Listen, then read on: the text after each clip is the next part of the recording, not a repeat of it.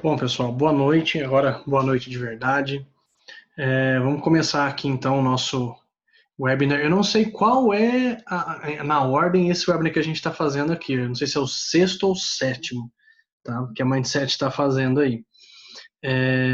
Então, sejam bem-vindos a mais um webinar. A ideia hoje é a gente falar sobre dívida técnica, né? Quais são as consequências, as causas e como que a gente consegue lidar no dia a dia com esse cara.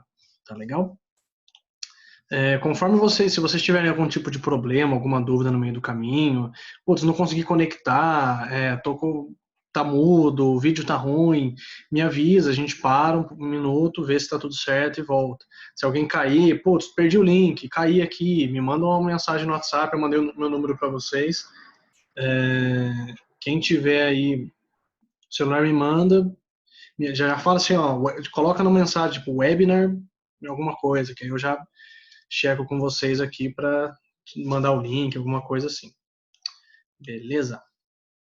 Então, apresentando a Mindset, né? A Mindset Ágil ela é um centro de treinamento que está focado em práticas ágeis, em Lean, em práticas emergentes em geral, para garantir para as pessoas um uso diferente dessas práticas para entregar melhores resultados. Aí eu sou o proprietário dessa empresa e um dos nossos objetivos aqui, principalmente, ajudar as pessoas a levar conhecimento para as pessoas para que elas consigam juntos mudar o mundo. Tá? Então, trazer conhecimento para as pessoas conseguirem mudar o mundo aí. Legal? Então, a ideia é a gente conseguir usar a agilidade da melhor forma possível e, com isso, garantir um caminho melhor para as pessoas nas suas empresas e entregar melhores resultados. Beleza? Então, aqui me apresentando rapidamente, meu nome é Felipe Oliveira, sou sócio proprietário da Mindset Ágil, sou instrutor credenciado pela Exim, trabalho como Agile Coach, mas também como Scrum Master, consultor de processos, ministro treinamentos de várias coisas, como Scrum, Agilidade, Lean, Kanban. Semana passada a gente teve um curso sobre Scrum, falando da certificação PSM1, a Exim ASF. No mês que vem a gente vai ter um curso sobre PSPO, né? Então tem algumas coisas rolando aí com a Mindset. Tá legal? E aqui algumas das certificações aí que eu acumulei com o passar dos anos. Então a ideia é que hoje a gente falar um pouquinho sobre dívida técnica. Tá? Esse monstro que persegue os times de desenvolvimento e os POs das empresas de forma geral. Tá legal? Novamente, se alguém tiver alguma dúvida, alguma pergunta no decorrer dessa apresentação, dá um alô no chat, chama, que eu já respondo. Beleza? Muito bom. Então vamos lá. O que é dívida técnica, né? O termo em si surgiu perto dessa data que vocês estão vendo aí, 92. E esse cara chamado Ward Cunningham, ele escreveu alguns livros sobre desenvolvimento de software. E ele colocou essa expressão dívida técnica, né? Ele associou muito com dívida financeira, né? Que quando você tem dívida técnica é uma coisa que você estivesse contraindo uma dívida mesmo num banco, num cartão de crédito, né? Um pouco de dívida te dá ali aquele impulso para ir para frente quando você pega um empréstimo, por exemplo, né? Mas contanto que você consiga pagar isso de forma imediata. E aí o problema é quando você acaba não pagando essa dívida, quando essa dívida se permeia no decorrer de todo o seu produto ou processo. Tá legal? E aí, assim, como que a gente se refere, né? Como que a gente caracteriza uma dívida técnica? Né? Só para vocês terem conhecimento, toda a base desse webinar ele está vinculado a um material muito rico, que é o livro do Kenneth Rubin, do Scrum Essencial. Então, todos os tópicos que vocês estão vendo aqui é o que ele sugere no material dele. É esse livrinho aqui. Ó. Tá? É um livro muito legal, que ele é até usado, eu pelo menos uso, para estudo para PSM2 da Scrum Org. Tá? Então, para quem quer avançar, tirar uma certificação mais parruda, mais difícil, né, PSM2 é uma opção e esse livro ajuda bastante, porque ele é um livro bem pé no chão nesses conceitos. Tá legal? Então, como que a gente se refere a dívidas técnicas? Né? Uma das formas é um design que não faz sentido. E não é que não faz sentido que a gente desenvolveu algo que não faz sentido. Né? É um design que a gente criou há 2 anos atrás, numa empresa, num site, num produto, e hoje ele se deteriorou, é um design, é um modelo, é um template que não faz mais sentido. Tá? Com o tempo você precisa mudar esse cara, então ele se torna dívida técnica. Tá legal? É uma dívida que você acaba tendo que resolver com o tempo porque impacta a experiência do seu usuário. Tá? Outra coisa são os defeitos que a gente já conhece, defeitos em funcionalidade, coisas que quebram, coisas que a gente já conhece, coisas que não funcionam tão bem e a gente tem conhecimento. E aí cabe a nós resolver ou não. Tá? Cobertura insuficiente de teste. Então, no dia a dia, a gente está desenvolvendo, e aí alguma coisa na pressa, alguma coisa assim, a gente acaba desenvolvendo menos testes no código. Isso falando de tecnologia, tá, pessoal? É, quando um time desenvolve, ele também desenvolve testes, o código em si ele tem uma cobertura de testes que tem que ser aceitável para o produto. E nesse contexto, devido à pressa ou falta de conhecimento, a gente acaba não criando teste suficiente. Outra coisa são testes manuais em excesso. Ao contrário do que algumas pessoas pensam, o teste ele é importante em si, mas o teste manual ele acaba sendo muito problemático quando você está falando de desenvolvimento, quando você está falando de um trabalho de conhecimento. Né? Porque, as pessoas tendem a testar as mesmas coisas da mesma forma. Dois, você fica à mercê da sua memória de lembrar cenários, de lembrar características, o seu olho, né? Então, tem formas melhores de você fazer isso. Outra coisa é uma gestão de integração e release, então a forma como a gente acaba integrando software, integrando código. A gente acaba que, por exemplo, a gente faz muita brincadeira em tecnologia sobre merge, né, sobre códigos sendo integrados. E às vezes a forma como a gente faz isso impacta diretamente em como a gente está gerenciando um produto. Tá? A falta de experiência com tecnologia também acaba gerando dívida técnica. Não necessariamente por erros, por falhas em código, mas às vezes formas melhores de desenvolver, formas melhores de criar algo. Tá? Formas mais inteligentes, mais robustas, mais enxutas. Tá? Que por não conhecer a tecnologia, não conhecer frameworks mais avançados, a gente acaba deixando desse jeito. Tá legal? E isso acaba não escalando a funcionalidade ou o sistema. Uma coisa que afeta também é a falta de conhecimento em práticas mesmo, em práticas de desenvolvimento que ajudam um time a construir um produto melhor. E às vezes a gente só se refere a uma dívida até como displicência que a gente tem com um produto ou serviço. Beleza? Pessoal, qualquer pergunta que vocês tiverem ou problema, se não estiver ouvindo muito bem, avisa aí que eu vou ajudando vocês, tá? E aí, quais são as consequências de dívida técnica, né? Quais são as coisas que a gente sofre no dia a dia com dívida técnica? Falando de produto, falando de processo. Então, uma coisa que eu percebi que faz bastante sentido, não só para a forma como o Kenneth Rubin coloca no material, mas também no dia a dia, que dívida técnica ela cresce exponencial. É igual juros de cartão, juros de empréstimo, né? Ela cresce sem até mesmo previsão. Você não consegue prever o quanto que isso pode crescer, porque você todo dia está desenvolvendo algo novo, e aí você desenvolve em cima da dívida, em cima do problema, em cima do código sujo, em cima do defeito. Né? E aí uma coisa que cria dependência com outra, e para você corrigir, você vai ter que desfazer muita coisa ou refazer muita coisa. Né? A gente está sofrendo com isso, por exemplo, sobre alguns aspectos de localização. Né? A gente está tendo que refazer a localização para poder fornecer melhor essa informação para os usuários.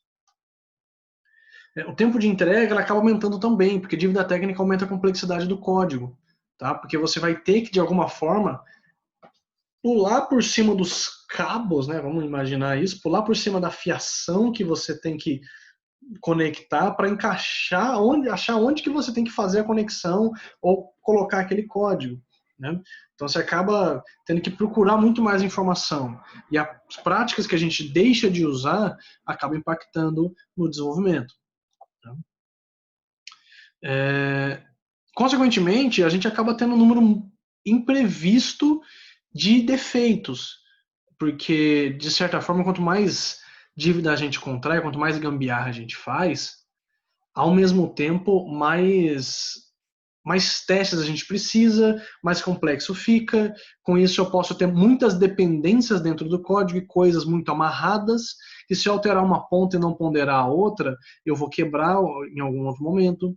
Então, putz, eu tenho aqui um componente no meu site de produtos, no meu e-commerce, de recomendação de anúncio. E aí eu alterei algo na recomendação de anúncios lá no resultado de busca, mas isso afeta a home também. E eu não medi isso. Tá? Por eu não ter medido isso, eu posso quebrar N tipo de produtos dentro do meu site. Beleza? Consequentemente, como eu estou aumentando o tempo de entrega, como eu estou aumentando a quantidade de bugs, né, a quantidade de defeitos, eu estou tendo que corrigir essas coisas, isso vai impactar meus usuários, pode aumentar o custo de suporte, custo de desenvolvimento. Custo de desenvolvimento porque eu vou levar mais tempo para entregar, as pessoas custam dinheiro. Custo de suporte, porque de qualquer forma eu vou ter que ter alguém atendendo um cliente que vai sofrer com esse defeito. Tá? Consequentemente, se eu estou tendo que corrigir coisas, o custo de atraso das minhas novas funcionalidades também aumenta. Tá legal? Outra coisa é a atrofia do produto, porque conforme as pessoas começam a ver defeitos, conforme as pessoas começam a enxergar problema no seu produto, ele deixa de ser usado. Tá? Quantos aplicativos você não deixou de usar? Quantos sites você não deixou de entrar? Porque a experiência era ruim, porque a forma de manipular era ruim. Tá? Hoje, a maioria das empresas tem que começar a se preocupar, se já não estão se preocupando, em pensar como que a forma como se desenvolve impacta no dia a dia do usuário. Né? Tem um usuário que é preguiçoso. Eu sou preguiçoso, às vezes, para buscar alguma coisa, para buscar um produto. Tá? Eu acho ruim, por exemplo, vou dar um exemplo claro. Tá? Eu preciso comprar móveis para o meu escritório, eu quero um armarinho. Tá? Se eu procurar um armário no Google hoje, pode ser que eu encontre naquele catálogo de produtos lá, que fica no topo, logo abaixo do campo de busca do Google, um preço de um produto, quando entra no site é outro. Isso quebra a visão do usuário. Então, como que a gente trabalha essas coisas? Beleza? Outras consequências. Previsibilidade é reduzida. Né? Ah, mas eu estou estimando o bug. Beleza, mas se o bug é imprevisível, se você não sabe onde que está acontecendo o problema, você acaba não sabendo como criar uma visão de médio prazo. Porque você vai ter que toda hora entrar coisas urgentes ou problemáticas para não impactar tanto o seu usuário. Beleza? Consequentemente, se a gente está falando aqui em entregar funcionalidades e produzir entrega, a performance do time vai se reduzir porque eles estão tendo que resolver bugs, não entregar funcionalidades, entregar coisas que trazem retorno financeiro, resolver problemas de um usuário. Né? Resolver problemas que o usuário sente no dia a dia é uma coisa, resolver problemas que a gente causou na vida do usuário é outra. Beleza? Outra coisa é uma frustração generalizada. É frustração para o usuário, porque está recebendo um defeito, para o desenvolvedor, que tem que ficar se virando no meio do matagal da dívida técnica, para o dono do produto, que se você trabalha com o dono do produto, com o PO, para planejar um produto e não consegue, para o negócio, porque não consegue obter o retorno financeiro que espera, para o comercial, que quer vender aquele produto, mas o produto é defeituoso, beleza? E, obviamente, a satisfação do cliente vai em queda livre, né? A consequência disso é a morte do seu produto, tá? Então, é complicado a gente achar que novas funcionalidades são as únicas coisas que vão render para o usuário, porque no decorrer do tempo, a gente tem que acabar se preocupando com esse tipo de coisa. Às vezes tem dívida técnica que você não tem que pagar, às vezes, mas são decisões de negócio envolvendo produtos sazonais, dependendo. Beleza? Muito bom. E aí, potenciais causas, né? Por que a gente tem dívida técnica? A gente avaliou as consequências. Então, eu reuni aqui 4 consequências, né? Que algumas são sugeridas até pelo Kenneth Rubin. Primeira coisa, pressão para atender um deadline, falta um Dzinho ali, perdão. Pressão para atender um prazo, né? Então, no dia a dia você está lá, não, mas a gente tem que entregar, meu Deus do céu, desespero, preciso entregar determinada funcionalidade, vou fazer essa gambizinha aqui, porque fazendo essa gambizinha eu consigo fazer o meu produto correr melhor, fazer o meu produto entregar. Olha, que legal. E aí, na verdade, você está criando uma gambiarra, você está criando uma gambiarra que vai impactar o seu usuário.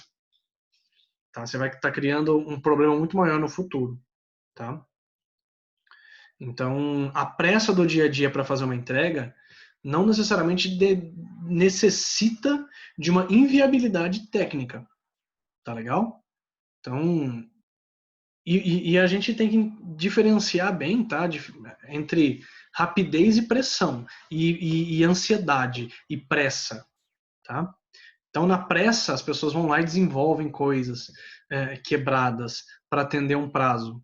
Então, a gente sofreu isso com um time que, putz, precisava fazer aquela entrega gigantesca, então a gente, putz, foi entregando do jeito que estava mesmo, porque tinha um prazo, meu Deus, e, cara, quando chegou para homologação, o desenvolvedor tinha gerado assim, né?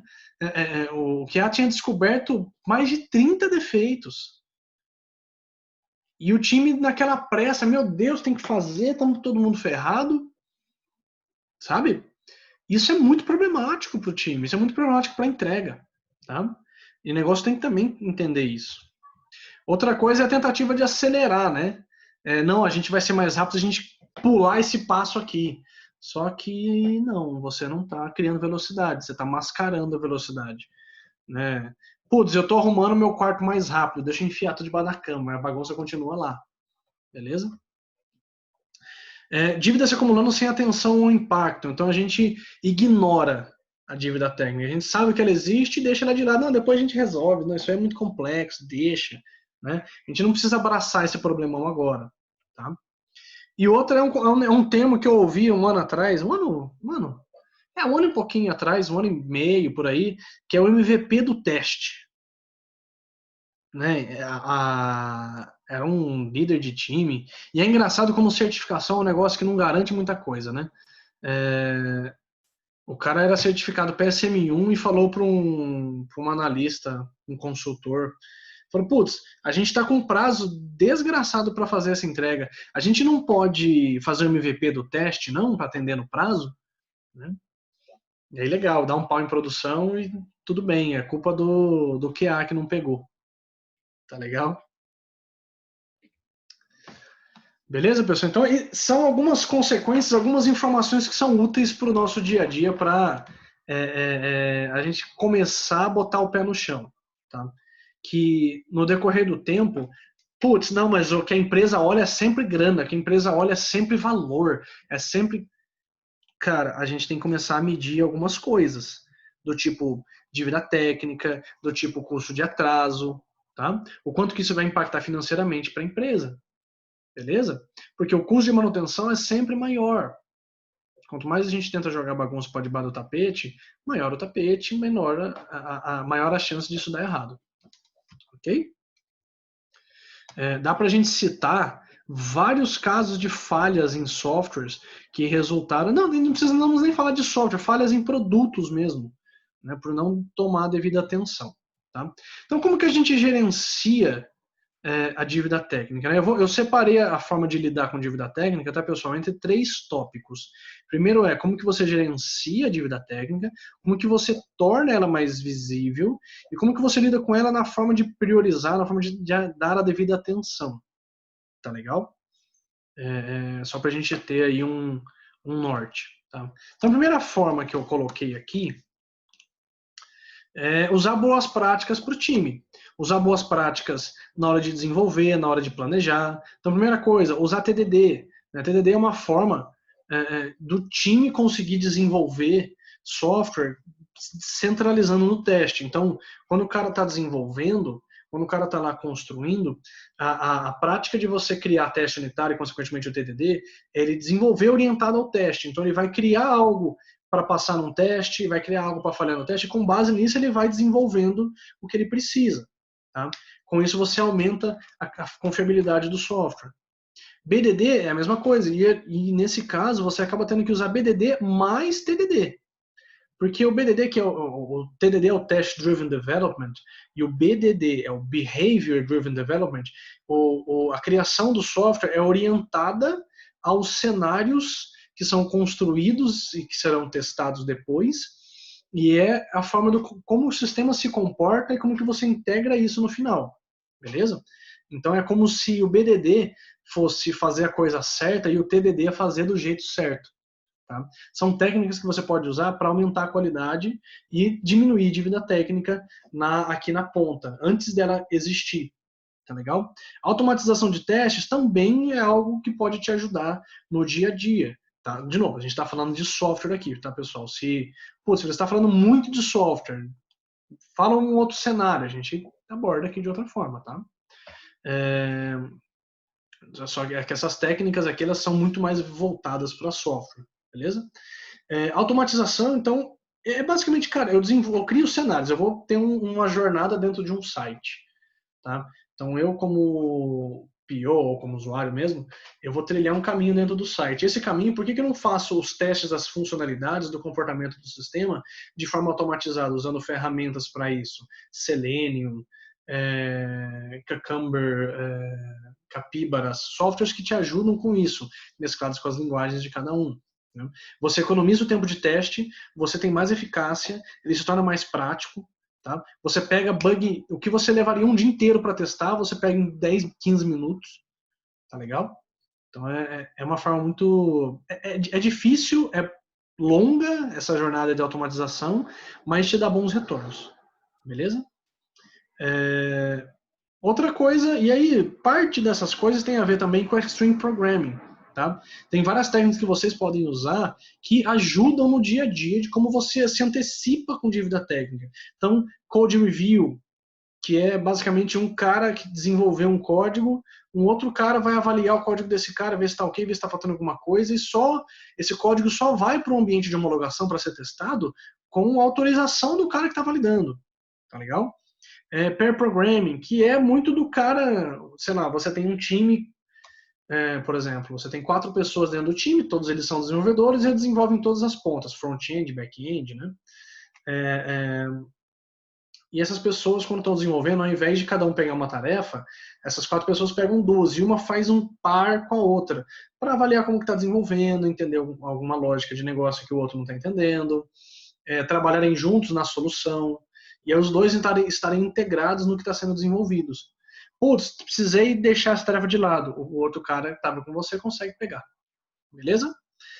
Padrões de código, eu estou falando de nomes de variáveis, como que você desenvolve, comentários no código, e aí tem métricas de qualidade de código que você consegue usar usando ferramentas como o Sonar. Tá? O Sonar vai varrer todo o seu código e ver o quão bom, o quão eficaz, o quão eficiente o seu código é. Se tem código repetido, se tem algum ponto de um cenário que está dando num ciclo, num loop infinito, coisas desse tipo. Tá? Teve uma palestra que acabou não acontecendo no TDC, mas só a temática já é interessante, que fala que em software não existe agilidade sem engenharia. Então, se você está falando de software e agilidade, você precisa falar também de Extreme Programming. Tá? Outra coisa que influencia muito na capacidade de dívida técnica é uma definição de pronto forte. Tá? É muito complicado quando você não tem uma definição de pronto que cobre as vertentes. Então, por exemplo, exemplos de definições de pronto: teste integrado, teste de regressão, teste de estresse, teste de segurança. Tá? Formatos de teste que estão fazendo sentido. Talvez você precise estressar mais os filtros quando você está mexendo lá. São políticas que você desenvolve, o time e o PO, né? É um acordo entre os dois, mas principalmente direcionado pelo PO, do que se espera sobre a entrega, sobre o incremento.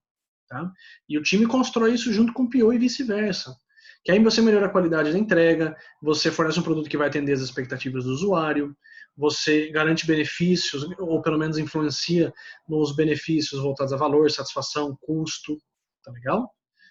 Definição de pronto, gente, é algo muito importante, que a gente às vezes subestima em prol ou de uma entrega mais rápida, que acaba nos atrasando, ou porque a gente não tem conhecimento de como que a definição de pronto pode ser melhor. Tá legal? E uma forma muito interessante, que eu acho que não conheço muita gente que faz isso, é mostrar a dívida técnica com números. Né? Qual é o custo dessa dívida no tempo? Como que é o impacto disso na demanda? Ou seja, quanto que eu atraso uma funcionalidade devido a ter dívida técnica? Né? Então a gente tem que começar a medir essas coisas. Putz, Se eu entregar isso aqui agora com uma velocidade incrível e demorar 3 meses depois para corrigir, será que se eu fizer as coisas do jeito certo e demorar um mês a mais do que o normal, não compensa mais? Né? O custo de atraso desse item é 100 mil reais. Tá, beleza, mas o custo de você tem para corrigir algumas coisas e impactar o seu usuário também pode ser maior. Tá legal? A gente talvez tenha que apoiar a priorização e a importância desses caras com números financeiros mesmo. Tá? Quanto que a gente paga por não corrigir isso? Tá legal? Muito bom. Pessoal, estou falando aqui desenfreado, tá? Qualquer pergunta que vocês tiverem, manda no chat. Beleza? Qualquer complicação, alguma... Putz, mas e se eu tiver que convencer um PO, né? Fiquem livres para fazer qualquer tipo de pergunta. Beleza? Ok, então, sabendo essas consequências, sabendo como que a gente está gerenciando de uma forma macro, né? Ou pelo menos dando mais informação, como que a gente torna isso um pouquinho mais visível, né? Primeiro, como que a gente torna visível para o negócio, né? Como que a gente torna visível para um PO, para um diretor, para um gerente a dívida técnica, tá? A gente tem que começar a se perguntar, primeiro, o time de negócio, analistas, diretores ou gerentes de produto, coordenadores, tem o conhecimento sobre dívida técnica, tem o conhecimento do impacto que isso traz, tem o conhecimento do quanto de trabalho o time de desenvolvimento tem que fazer para se revirar e achar como resolver o problema que está sendo proposto numa sprint, numa história de usuário, tendo dívida técnica, tá? E aí tem dinâmicas que você pode, de alguma forma, fazer para garantir isso aí, tá, pessoal? Ou pelo menos para mostrar isso para o time de negócio. De novo, você tem que conseguir vender essas ideias, eles têm que comprar isso. Tá?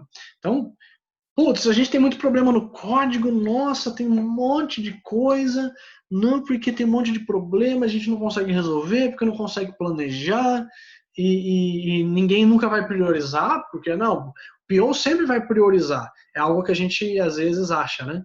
O PO sempre vai priorizar a funcionalidade. Né? O meu time até já falou isso muitas vezes. E aí eu cheguei no PO e perguntei, PO, é o seguinte, se eu te der um plano contendo uma ordem de execução das nossas dívidas técnicas, o impacto de cada uma delas e como que isso melhora a nossa vida. Faz sentido você, às vezes, tirar uma feature ou parte de uma feature para incluir uma dívida técnica e a gente conseguir trabalhar melhor com isso e mostrar os resultados disso depois? Pô, faz sentido. Me dá um plano como se fosse uma release, um cronograma, um escopo, sei lá, sobre quais dívidas técnicas a gente tem que resolver. Bota uma prioridade do que faz sentido. Se tiver algum item que é uma dependência para uma história depois, melhor ainda, né? Porque aí você já melhora as duas coisas juntas, já constrói tudo junto, traz para mim. Foi isso que eu propus e ele topou.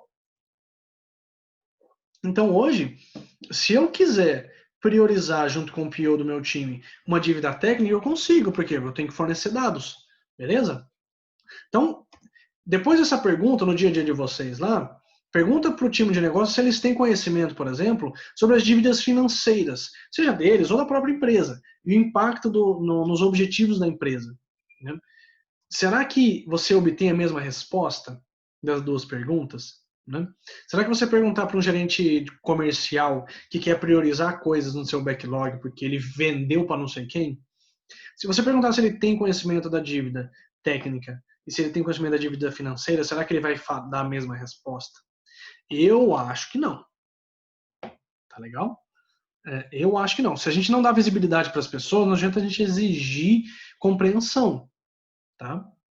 É a mesma coisa a gente querer mudar uma organização, uma empresa, um controle, um processo, sem mostrar por que a gente muda isso. Tá? Não adianta eu querer fazer com que as pessoas sigam algo se você não traz uma regra diferente. Por exemplo, a gente vê muito sobre mudança cultural, implantação de ágil, né, práticas ágeis, transformação ágil, etc. E uma coisa que eu ouvi falar essa semana, não sei se é assim com vocês, se é, peço perdão pelo comentário, um colega comentou que na hora tem empresa E eu não sabia disso, que tem empresa que, na hora de fazer, sei lá, uma reunião diária, tem alguém lá marcando se a pessoa fez a reunião diária ou não, como se fosse um checklist, ou seja, você é cobrado por fazer uma dele. Então, eu não estou fazendo o cara fazer porque ele quer, mas sim porque eu cobro dele disso, e eu mudo a regra do jogo desse jeito. Ah, tá, mas esse é um exemplo muito ruim. Tá bom, vamos dar um outro exemplo. É, existe uma briga em times para fazer desenvolvedor, para fazer o time movimentar post-it ou movimentar card em ferramenta, movimentar o item de trabalho, né? E aí, putz, quem que tem que cobrar? Por que tem que cobrar? Todo mundo, quem que cobra, etc. Tá, por que a gente não ensina por que tem que movimentar isso, o impacto disso, né? E em cima disso, não cobra. Então hoje, por exemplo, hoje eu combinei com o meu time, que eles falaram, putz, a gente é cobrado por algumas coisas e aí acaba sendo enfadonho, porque a cobrança é muito firme e, putz, fica chato. E aí eu falei, tá, beleza, então vamos fazer assim, pessoal. Atualizar gira, atualizar quadro, eu não vou cobrar mais. O que a gente vai fazer? Na daily, na reunião diária, a gente vai parar um minuto. Pessoal, vamos abrir o Gira? Abrir o Gira, a ferramenta de gestão. Abriu o Gira. Está atualizado? O quadro físico está atualizado? Não. Então vamos atualizar. Atualiza aí. Pá, pá, pá, tá atualizado? Beleza. O quadro físico está igual? Tá. Pô, show de bola. Então a gente segue assim. Foi pronto, mudei a regra do jogo. A responsabilidade do cara no dia a dia é mudar. Se ele não mudou no dia a dia, na dele a gente muda e está atualizado. Beleza? E aí eu avanço diário. Então a gente tem que tornar isso um pouquinho mais fácil de acontecer. E da mesma forma que eu tenho que tornar a dívida técnica visível para o time de negócio, eu também tenho que tornar isso visível para o time de desenvolvimento, para o time técnico. Né? E você pode fazer isso de várias formas. Vincular um sistema de chamados nesses itens, se você usa um sistema diferente. Inserir os itens como parte do backlog do produto, que vai ser priorizado. Criar categorias, ou até mesmo um backlog específico para a dívida técnica. Tá? Para que o time consiga, sei lá, eles usam a ferramenta do Gira, por exemplo. Putz, vamos fazer um filtro de quais itens são dívida técnica. Tornar isso mais gerenciável, sabe? E tudo isso também vinculado a uma informação irradiada, ou seja, visível mesmo, fisicamente. Põe na parede. Quantas dívidas técnicas a gente tem essa semana? Isso. Quantas bugs a gente está gerando? Isso. Tá? Aí a flipchart, quadro, gráfico, né? Então, por exemplo, uma menina chegou em mim essa semana e falou assim: pô, Felipe, eu queria fazer alguma dinâmica que ajude a melhorar a performance do time. Aí eu falei: tá. O que você quer dizer com performance? Aí ela falou: o time está entregando pouco ponto e o PO precisa de mais coisas. Eu falei: tá, por que ele quer mais pontos? Porque ele quer mais entregas. Então, uma coisa não tem nada a ver com a outra. Eu falei: tá, vamos olhar a saúde do teu fluxo. Então, eu olhei qual era o lead time do time, olhei qual era o cycle time do time, olhei qual era a taxa de vazão, tá? Olhei qual era a eficiência do fluxo, olhei quanto tempo eles gastavam em cada coluna, tá? Olhei burn down. Aí depois eu fui olhar quantas histórias eram entregues no tempo. Então eu olhei lá qual que era, até hoje, nos últimos 3 meses, quantas histórias foram entregues. Aí eu fui olhar quantos defeitos, quantos S-bugs, né, defeitos da história, foram gerados em 3 meses. Aí era 11. Falei, pô, tá bom, né? Aí eu fui ver bugs, que eram coisas que eram encontradas depois do término de uma sprint, tinha 36. Então, de 31 histórias, tinha 36 bugs. Aí eu falei, tá, você tem certeza que a performance do time tá errada? Aí eu mostrei, né? Tá, mas a gente não tinha visão disso. Então, por que vocês não deixam isso visível? Por que você não mostra isso pro PO? Você não mostra isso pro time? Para essas pessoas terem conhecimento sobre esse problema e, consequentemente, conseguirem atuar em cima disso. Tá legal? Então, é muito fácil a gente falar que, putz, nossa performance está ruim, ou putz, a gente tem pouca ou muita dívida técnica, sem tornar isso visível. Então, bota na parede, tá? Para que aí a gente consiga, olha, você quer priorizar esse monte de tarefa, aqui, esse monte de história, esse monte de funcionalidade, olha o tanto de dívida técnica que a gente tem aqui na parede, aqui, ó. E esses caras aqui impactam diretamente nisso que você quer fazer. essa história aqui impacta diretamente nesse outro item que você tem que fazer.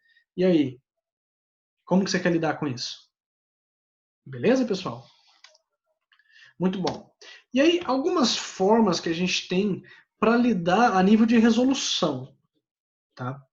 Putz, aconteceu, tenho dívida técnica, como que eu posso resolver isso? Como que eu pago? Né? Falando como se fosse uma dívida mesmo, como que eu pago dívida técnica? Tá legal? Primeira forma, pode ser que às vezes você não precisa pagar. Tá? Você não precisa pagar. Por quê? Às vezes é um produto que está chegando no fim da vida.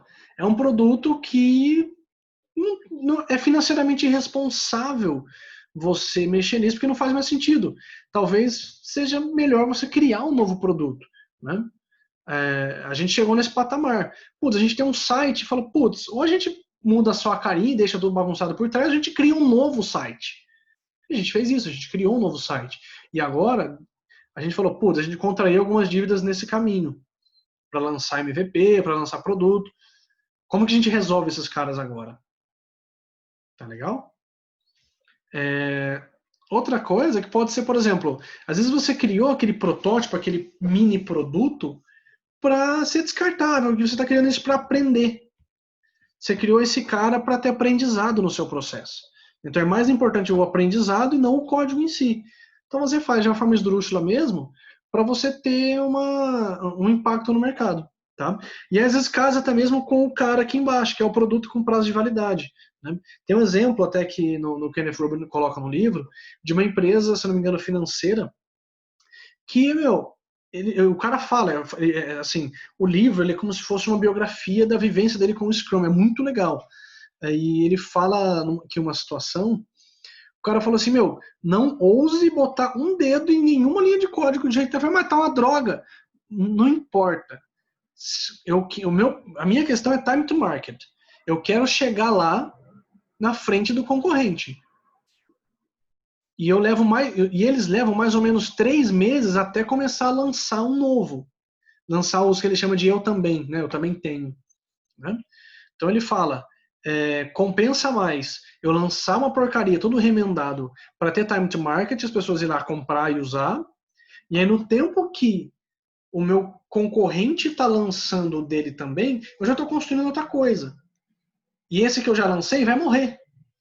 Por quê? Os concorrentes estão pegando, então dá dano, se mata e faz outro. Beleza? Então, às vezes, você não precisa pagar. Tá? Cuidado com esse argumento. Tá? Ah, mas meu site vai morrer quando? Daqui a 3 anos. Você tá de sacanagem, né? Beleza? Toma esse cuidado aí. Aí um outro exemplo que o Kenneth Rubin coloca no livro é que você usar a regra do escoteiro. Né? Então, que é essa aqui que vocês estão vendo. Então, sempre que você chegar no acampamento, sempre deixar o acampamento mais limpo do que quando você encontrou. Então, você chegou no código, vou mexer aqui nessa parte aqui de pagamento com cartão de crédito.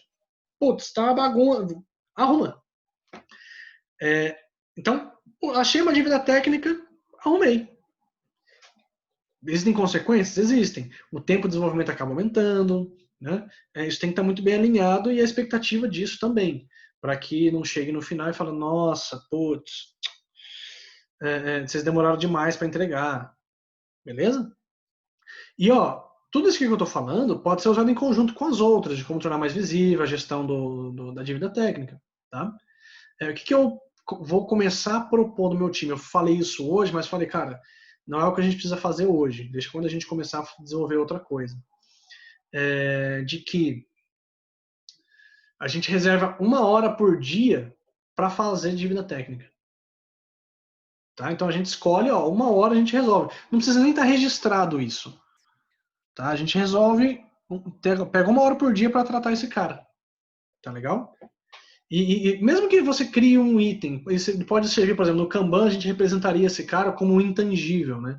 Uma dívida técnica que a gente está resolvendo aqui porque, putz, isso aqui vai dar um resultado no futuro. Tá legal? Uma outra forma é que você começar a pagar isso de forma incremental. Da mesma forma que você faz com o Scrum, que você tem ciclos de trabalho e tudo mais, paga a dívida técnica da mesma forma. E aí você pode, por exemplo, que é o que eu fiz em alguns times, que a cada sprint eu coloco um espacinho para dívida técnica. Então eu vou ter pelo menos uma dívida técnica para ser resolvida na sprint. Tá? Tudo dentro da capacidade. Então isso tem que estar planejado. Não é, se der tempo eu faço. Não, é compromisso. É coisas que o time vai se comprometer para pagar. Tá? E aí, ao invés de você ficar empurrando com a barriga, você fala, não, vamos resolver coisas grandes. Eu falei, cara, resolva de forma incremental. Gere ciclos. Faça code free um dia lá para a galera resolver dívida técnica. E a dívida técnica está planejada para aquele dia. Tá legal? E aí você acaba diminuindo aí essa carga de juros, entre aspas. Tá legal? Outra coisa que ele sugere é você pagar as dívidas técnicas que estão com juros maiores. E até fez uma brincadeira aqui, né? Que não adianta estancar o sangue de uma ferida na unha se você levar um tiro na perna. Tá? Então é um exemplo muito simples de como que a gente pode, às vezes, resolver problemas que têm um impacto maior, fazer uma otimização mais holística, né, do que ficar tentando estancar pedacinhos do código e ao invés de resolver o problema. Então, por exemplo, a gente testa financiamento, né? E no teste do financiamento a gente fala, putz, a gente não consegue testar financiamento localmente. Aí a solução inicial era, vamos apontar para a produção, ou jogar em homologação e testar de lá, né? O desenvolvedor fazendo isso. E aí, em algum ponto, a gente falou, cara, mas por que a gente não resolve esse negócio de testar local? Aí fala, porque a gente nunca falou. Eu falei, então vamos resolver. Né? Então, é quanto que a gente acaba não atacando coisas na causa. Putz, mas é um problema maior. Tudo bem, o custo também disso é maior. A perda de dinheiro com isso também é maior. O atraso é maior. Tá legal? O sofrimento é maior. O desgaste, a frustração, a atrofia é maior também. Tá? Então você gasta mais esforço agora para ganhar no futuro. Beleza? Muito bom. E por fim, pessoal, beleza, eu criei isso aí, pá, legal, que divertido, dívida técnica. Mas assim, se você não criar nenhum tipo de política dentro do seu time, nada disso vai funcionar. Tá? Se no dia a dia você não engajar seu time, não tornar essas políticas, não tornar as pessoas cientes desse tipo de política, desse tipo de priorização, desse tipo de processo, comprar o time com isso, não vai funcionar. Se você não gerenciar a dívida, não tornar isso visível, não vai funcionar. Se você começar ou continuar criando MVPs que tenham o mínimo produto com viabilidade olhando só para negócio, você também vai ter problema. Tá, não, vamos criar um MVP aqui, mas, pô, isso aqui é um negócio muito feio de fazer. E é um produto que, em tese, vamos falar que é um produto que vai vingar, né? Não, mas é um MVP aqui, mas, poxa, aqui é muito feio de fazer. Não, mas faz feio mesmo, depois a gente corrige, nunca mais corrige. Né? Tem formas, às vezes, que são inviáveis de fazer, mas em prol de uma venda, em prol de um negócio, você, não, vamos fazer, tá sussa. Né? E aí você contrai essa dívida e não paga. Então, MVP, a viabilidade, o V de viable, é viable experience, é viable usability, é viable functionality e é viable technically. Então, technologically, nesse caso, né? Então, tecnologicamente, tecnicamente viável também, tá bom? E a gente continuar achando, criando essa divisão entre negócio e TI, entre comercial e TI, tá? As pessoas não se casarem. A gente precisa resolver esse tipo de problema. Tá? Parar de criar essa separação, junto a todo mundo. Beleza? Ok, pessoal? Então, assim, essas são algumas formas que eu encontrei para resolver dívida técnica. E isso tudo precisa de coragem, precisa de comprometimento, precisa de foco, tá? Precisa de transparência, tá legal? Precisa de um pouco de colaboração e compreensão, porque o time sente esse tipo de coisa, o time sente a falta de corrigir problema, o time sente a falta de fazer uma limpeza no código, putz, ficar algo bonito, sabe? É o trabalho dele. Tá? Aposto que tem Scrum Master que olha e fala, nossa, que Kanban feio, deixa eu deixar bonitinho, para um monte de flor em volta. Né? Mas é o capricho que a pessoa tem. E a gente acaba subestimando isso porque a gente acha que não tem impacto, mas tem, não só nas pessoas, mas em todo o processo. Tá legal? Então isso, o retorno que a gente tem disso, putz, eu não consigo medir o custo de manutenção hoje. Beleza, mas você consegue medir a saúde do seu fluxo. O quanto que isso melhora a saúde do seu fluxo no médio prazo, no longo prazo. Tá legal? Dúvidas, pessoal? Perguntas? Críticas? Putz, não entendi nada do que você falou, Felipe. Eu achei que foi tudo baboseira. Tudo tranquilo?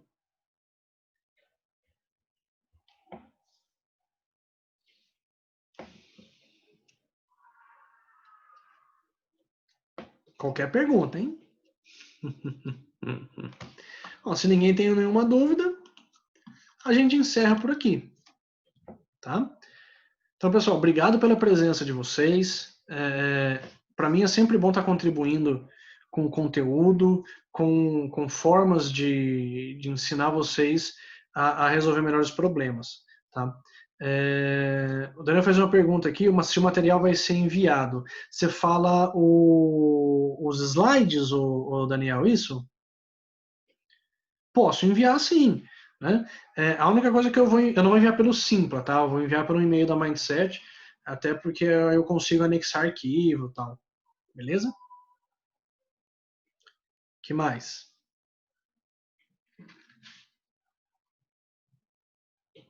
Fala, Gisele.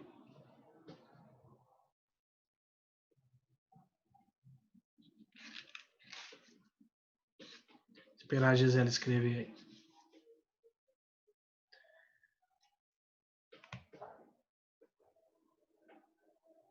A dívida técnica eu posso levar para planning.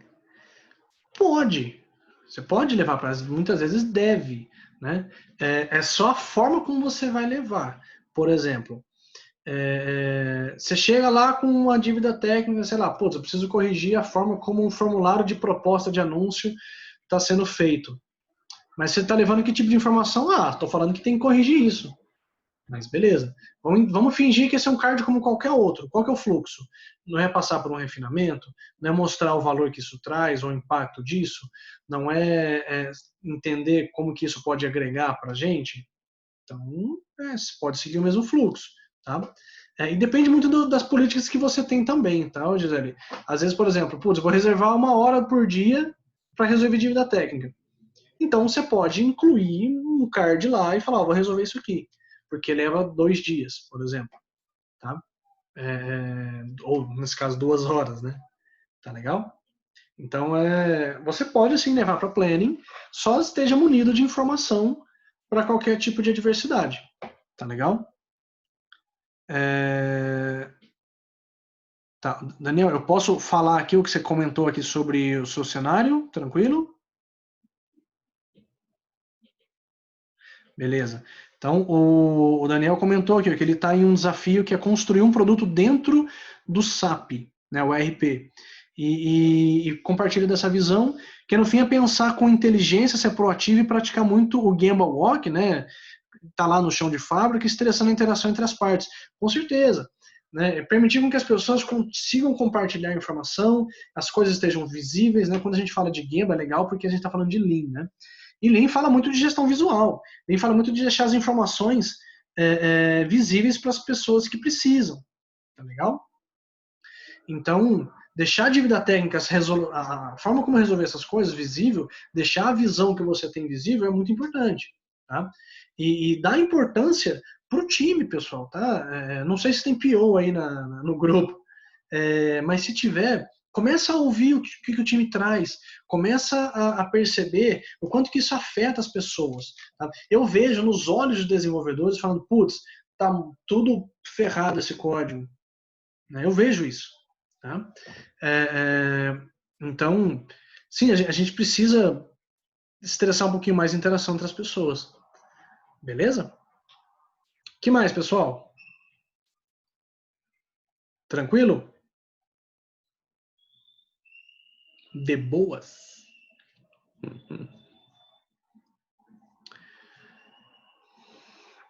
Então, beleza, pessoal. Então, Obrigado pelas perguntas, viu, Gisele e Daniel. É sempre bom ter pessoas contribuindo, a galera fazendo pergunta, tirando dúvida, dando sugestão, tá? Então, qualquer dúvida que vocês tiverem, seja hoje, amanhã, fiquem tranquilos, vocês têm toda a disposição do mundo, têm toda a abertura do mundo para me fazer uma pergunta, para pedir uma sugestão. Putz, Felipe, por exemplo, tem um parceiro aí da comunidade que, pô, Felipe, você fez o webinar de refinamento, pô, faz aqui na minha empresa, né? Pô, eu fiz, né? O nosso colega que está aí ouvindo aí, a gente fez, foi mó legal, a galera fez bastante pergunta, né? Então é legal a gente conseguir contribuir com as pessoas assim. Então a Mindset Ágil, ela está aqui para isso, para contribuir com vocês, para disponibilizar conteúdo, vídeo, treinamento, cursos, putz. Às vezes eu faço pesquisa com as pessoas, pô, pessoal, que cursos vocês estão sentindo falta? Né? Teve gente que falou de priorização de backlog, fui lá e fiz, né? Foram 20 pessoas que participaram, um pouco mais de 20. E aí talvez eu relance esse curso em algum momento da vida. Então é muito importante vocês estarem presentes na minha vida e eu na vida de vocês. A Mindset Ágil presente na vida de vocês. Tá legal? Então, para quem tiver interesse, curte lá a Mindset no Facebook, no LinkedIn, no Instagram. Faz um tempo que a gente não faz vídeo, então eu vou voltar a fazer alguns vídeos. Tá? A Mindset Ágil tem um grupo de WhatsApp que para a gente levantar discussões. Ontem mesmo tem uma discussão enorme sobre estimativa, como que você trabalha com isso, como que o time entende, como que o PO entende. 200 mensagens no grupo em um dia. Né? Então, essa contribuição é muito legal. Quem tiver interesse, me manda um alô, que a gente tá lá, estamos junto. Beleza? Então, brigadão pela presença de vocês, pessoal. Para mim isso é muito importante. E estamos aí. Beleza? Então, muito obrigado. Boa noite para todo mundo e até a próxima.